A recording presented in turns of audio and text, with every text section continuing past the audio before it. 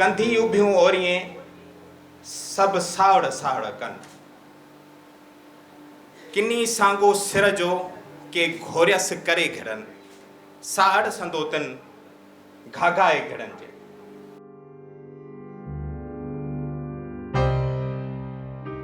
So it's never too late. ऐं हाणे असां हिते आहियूं तव्हां सभिनी जी महिरबानी ऐं इन जी जेका further explanation, not explanation, but rather explain in a सॼी process के how we conceived this idea and what struggle we faced and what hurdles were there. ऐं अॼु जेको असां हिते आहियूं I'm sure that उहे तव्हां सभिनी जे collaboration and support खां सवाइ असां न हुजी सघूं हा. So thank you very much again.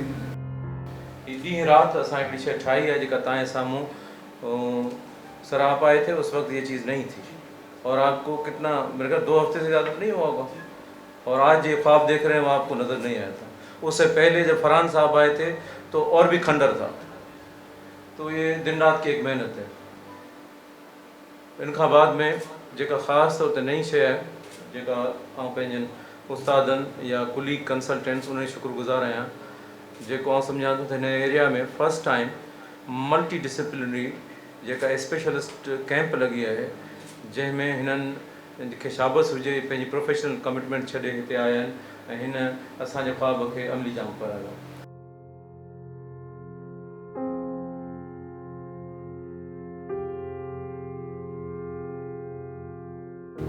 मैंने कोई 160 फ्री मेडिकल कैंप्स की थी। Then I was assistant professor, associate professor, then professor.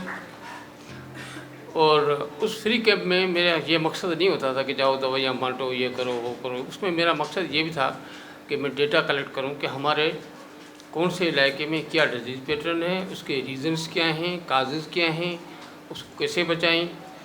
तो उसमें काफ़ी चीज़ें क्लियर हुई।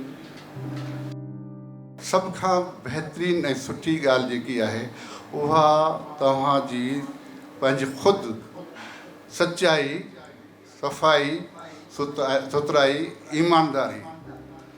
तव्हां पंहिंजे मरीज़नि सां सचा थियो, पंहिंजे माण्हुनि सां सचा थियो, ईमानदारी सां कयो ऐं अलाह खे हाज़िर नाज़िर सम्झी कयो त जेको बि आउं कयां थो उन मुंहिंजो अलाह ताला राज़ी थींदो।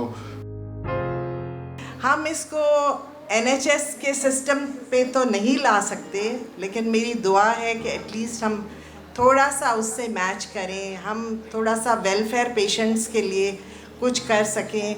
बिकॉज़ हमारे पास ये जो प्राइवेट सेक्टर में कमर्शलाइजेशन हो चुकी है उसको हमें प्रिवेंट करना है।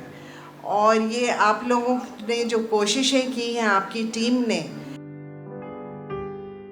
ये हर स्टूडेंट का ख्वाब हो सकता है अब्रॉड जाके पढ़ना, स्पेशलिटी हासिल करना, लेकिन ये बहुत मुश्किल है कि आप अब्रॉड जाके सेट हो जाएं और फिर वहाँ से सब कुछ सेक्रीफाइस करके अपने मुल्क वापस आएं और इस प्रोजेक्ट को स्टार्ट करें।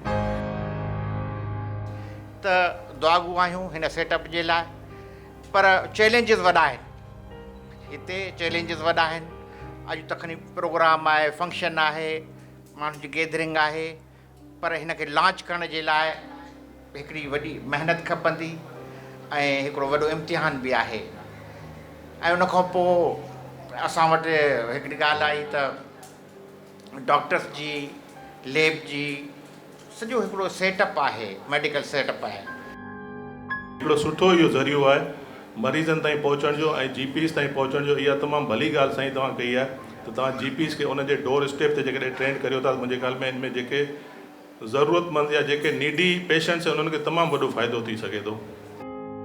कोशिशि कयूं पिया इंशाअल्लाह कि आस्ते आस्ते वधे ऐं स्मॉल इन जा सैटेलाइट सेंटर्स बि खुलनि, but it will take time.